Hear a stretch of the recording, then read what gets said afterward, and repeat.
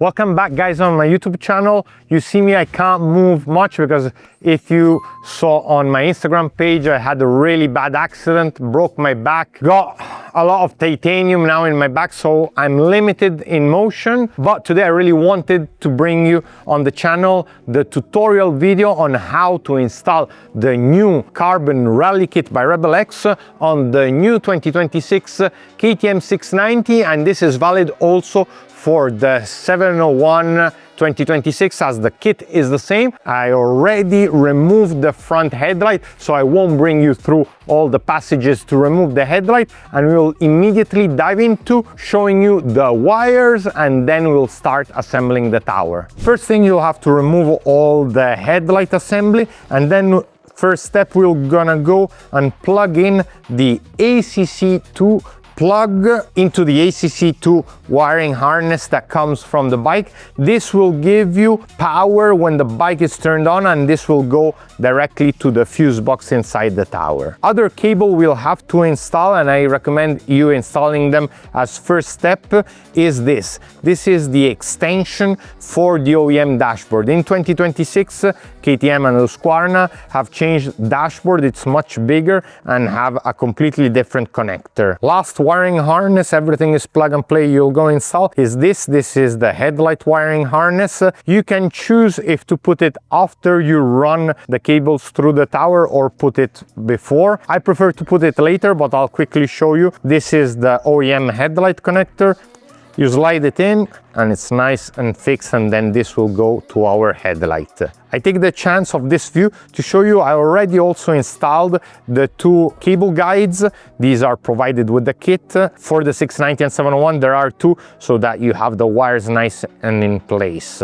Next step, we'll start putting the tower clamp on the frame. Another quick step is, once you remove the OEM dashboard and the OEM USB ports from the headlight mask, you will have this component on which you will go and install the kit using the same OEM bolts and just plug in the USB ports. This we will then apply on the nav tower as one of the last steps. Here's then the carbon tower, really lightweight, but at the same time really robust.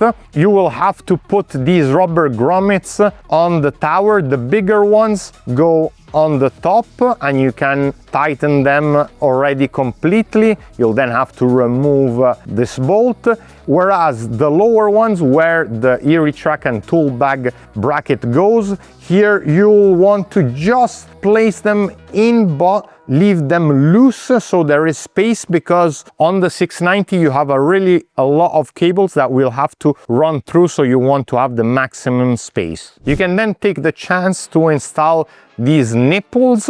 If you don't use the Tripmaster Speedo Cap accessory bracket, you'll have to put the nipples with two washers, put them on, and just be sure to tighten them, but not too much, as these are only to keep in place for when we put the windshield. To mount the Speedo Cap Tripmaster accessory, or you can put anything you want and antennas here, the first thing to do is put it in place and go and put these top bolts. Before tightening these completely, you want to put the nipples, and we'll put the nipples with one washer. Now the next step is to put the U-bolt around the frame. Once you place the U-clamp around the frame, you're ready to put the CNC machine clamp. You slide it in, and then you'll put the nut and the washers. There is one feature of this CNC machine clamp. You see how tall it is, how far apart the holes for the tower are. There is a specific engineering reason for this, because in this way all the weight is distributed properly, and this gives the maximum strength and reliability to the tower when it's installed. Furthermore, this is the exact dimension that is also on the KTM Rally replica, so you're sure you're having factory quality components. Next step, we will put these small brackets that help you align the frame clamp and put it at the correct height. You'll first put the bolt on the frame clamp. Put both these brackets before you go and put the M5 bolt on the frame side behind the plastic. The last step of the clamp is putting these CNC machine parts in the lower part. Quick advice, put some Loctite on the bolt before placing them on. Once these are on, then you'll be able to tighten everything, also the U-bolt, because everything will be perfectly straight and in place.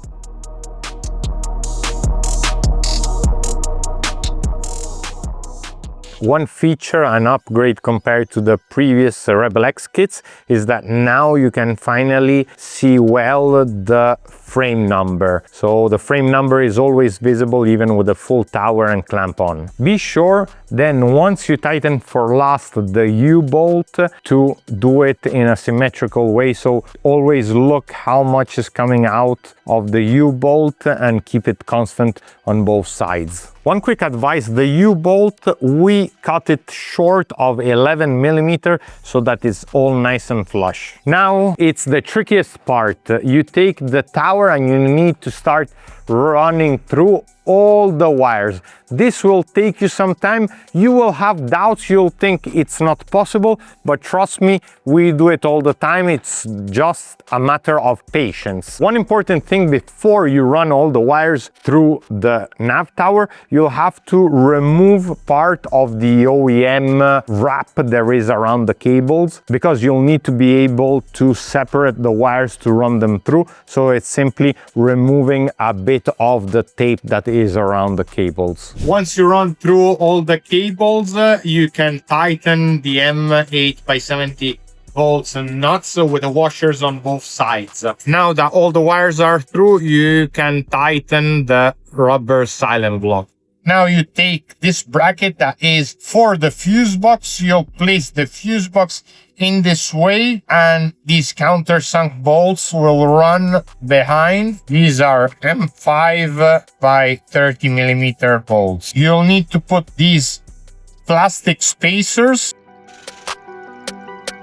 You now put the M6 by 14 bolts through, and then we'll install the bracket with the washer and the nut on the other side. Before bolting the fuse box bracket, you'll want to put the power and then all the grounds of everything you will wire, both bolted on here.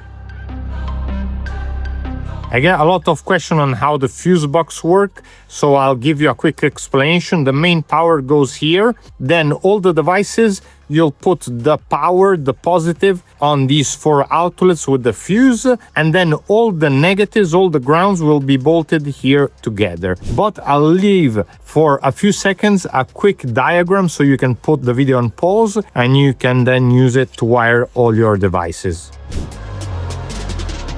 We're about to put the dashboard bracket on. Be sure you have the extension cable here that we'll plug in, and also we'll plug in the USB ports. When putting the bracket, put just a tiny bit of medium Loctite. This carbon tower is made in autoclave, and with this carbon sometimes you could encounter that on some of the threaded holes there is still a bit of residue of carbon. Clean it in order to then put the bolt through. In today's video, I'll show you the headlight setup with the Baja design, but you can also choose the Rebel X lights that are street legal or the full TÜV approved street legal Hella lights. For this and the Rebel lights, we'll put these spacers on the side before placing the headlight mask on the tower. Here on the side, you see the upper one is a slotted hole because this will let you change slightly the tilt angle of the headlight. Now, before installing the headlight, you will connect it. My advice is, since these connectors are the same for the high beam and low beam, plug them in turn on the bike, check which is correct, the high and low beam. You should have, in this case, the low beam turn on when the bike turns on, and this is the high beam. Eventually, you just swap them around and that's fine. The other connector is for the position light. Now, before installing the windshield side brackets, put the Zeus clips on. The hole is slotted, so then you can adjust them. And also, these brackets have slotted holes because in case of crash, they can absorb part of the impact and hopefully won't break your windshield. But if you take a hard hit and break your windshield, you can buy it as a spare part.